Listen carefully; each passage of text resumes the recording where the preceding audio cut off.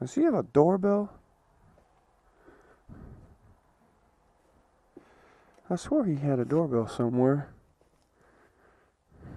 Maybe he doesn't have a doorbell. What the hell's going on?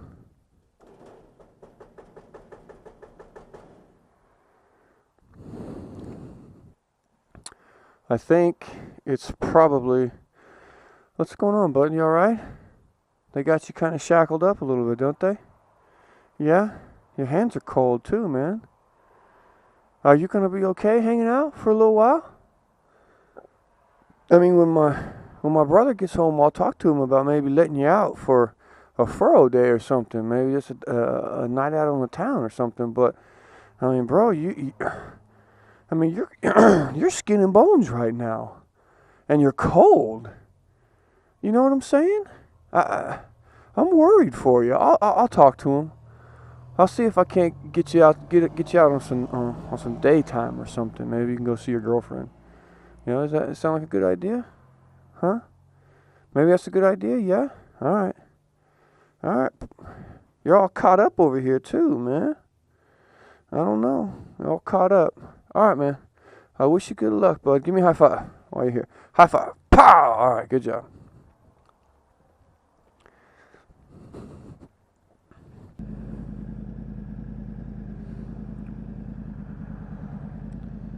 That is an awful orange car. That is the kind of orange that you see on the sherbet pop-ups, the little pop-up popsicle bars. They come in that little tube, and they got the little plastic push-up thing.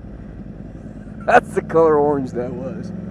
I don't know if I'd be driving that car. I'm kind of picky in the colors of the cars that I drive. I generally just drive white cars. It's my fave. It's been my fave for a long time.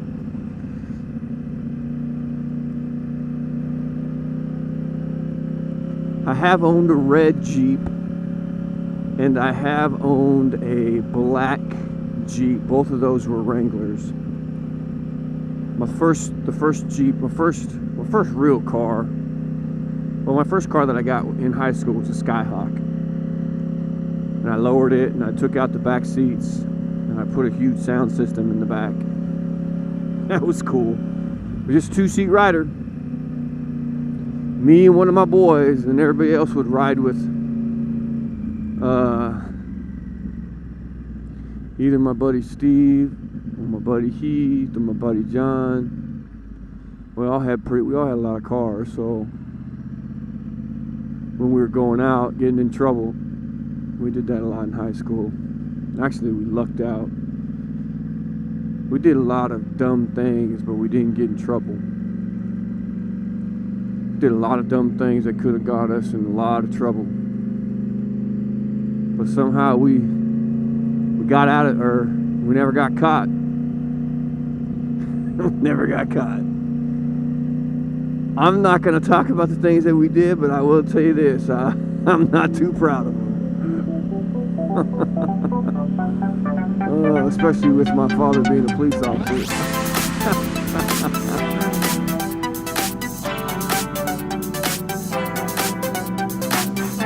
Okay, well, here we're coming to my favorite part of Tuesday, and it's the Tuesday Tales. So I have a continuation story, kind of what happened when I went to Memphis, Tennessee. Memphis, Tennessee, yes sir. I don't know if you've watched my other video of the time when my first NFL team had flown me out to Memphis, Tennessee to go to visit Graceland. And I told you about the awesome, great story. Got a car going by, and there they go. I'm actually at the entrance to a really nice place, a really nice residential place. So anyway, I'm kind of in there on their bridge. And I didn't even see that car come up. So they waved at me. They were nice. So anyway, back to the Tuesday Tale. Told you the story about when I was in Memphis, Tennessee, and I stayed at the Peabody Hotel where the ducks come walking in the elevator. Well, this is after I had gone through that whole situation. There comes another car. It's probably the worst place to do this. After I had gone through, I'm probably trying to edit out some of that stuff. So, truck just went by. So after I'd gone through that situation and told the guy that was with the TV station about what had happened, we went on to Graceland, and we were going to take we had our own little private individual private tour guide, and she was walking us around Graceland. We got to go into his museum, and at the museum there is, sorry, I keep on looking back to see if there's any more trucks coming or cars coming. At the museum there are, all of the pink Cadillac that he had bought his mom, and some of his great outfits that he had worn, and there was also his airplanes.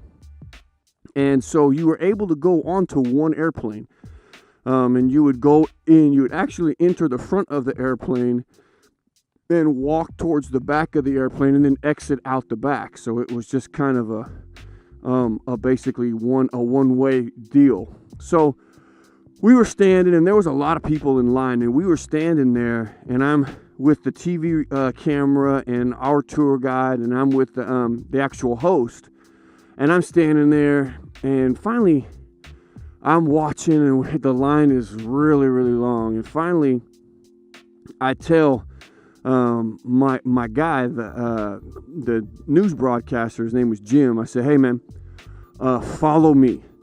So we got out of line and we walked to the back of the line where everybody was coming out, and there was a security guard at the back of the line, and I looked at him with the most straightest poker faces that I could have, and I looked at him and I said, security, we need to do a quick check. And he looked at me like I was crazy. And I walked up the back of the airplane as everybody was coming down, and there was another security guard at the top of the stairs. And as I got to the top of the stairs, I could see that he was on his microphone. And he was like, I could see him saying something. And as I got up to him and I said, security, please bear with me, we need to do a check. And I hear Jim starting to follow my lead, and he's like, everything's okay, we're security, we're just running a check.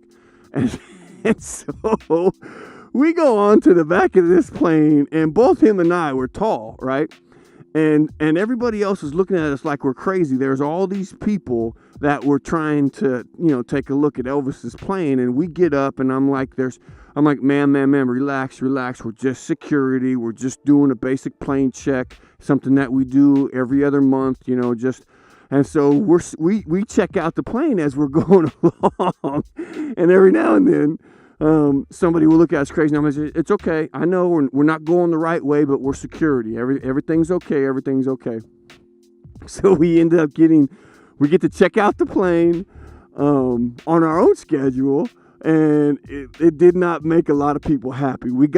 As we left the plane, and as we got to our exit, which was everybody else's entrance, I looked down and I can see our tour guide on the walkie-talkie, and she has a pissed off look on her face. And so we come walking out of the front of the plane, which is our back of the plane, or our exit area, and I walk up to her, and Jim's following me, and she says, you guys are getting me so much I am in so much trouble right now. And I'm just like, relax. Everything is fine. And I hear her because apparently as we were walking up the backside of the plane, the guy at the top of the stairs was like, I got 2 big guys coming up the backside of the tour guide for Elvis's plane. Does anybody know who these guys are with? Right? And that's when I interrupted him and I said, whoa, whoa, whoa. We're security. We're just doing our standard check. Just relax. Everything's going to be okay. So anyway, everything ended up being okay. They were not happy that we did that. Because we kind of usurped the whole rules that they had, but we were able to continue on with our private tour of Elvis's Graceland, and it was amazing. Elvis's Graceland was amazing. Back then, when Elvis was alive, there were 3 major TV channels: ABC, NBC, and CBS. And down at the bottom of his basement, as you walk down into the bottom of his basement, to the right was his pool table, and to the left was his TV room, and it was all yellow.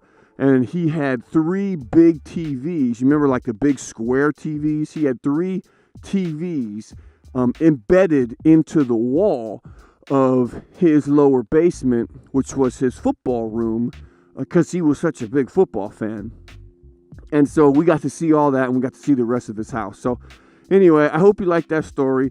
It's something that I'll never forget, having an opportunity to go see Graceland. And the first part of it was the ducks, and the second part of it was going to see all of the super cool things about Elvis. And one of these days I'll explain to you how that whole trip came about, because TV channels don't normally just fly people out to go see Graceland, but there was a reason why they did that. But anyway, hope you liked the Tuesday Tales. I'm gonna get on my sweet ride, and I'm gonna go home and play dad and play husband. And as we know, for me, that's one of my favorite things to do. So let's see if I can't start this thing. Just like that, la-di-da-di-da-di. I hope you have an awesome day, an awesome week. And if you get a chance to make somebody smile, please do that. And have a blessed day.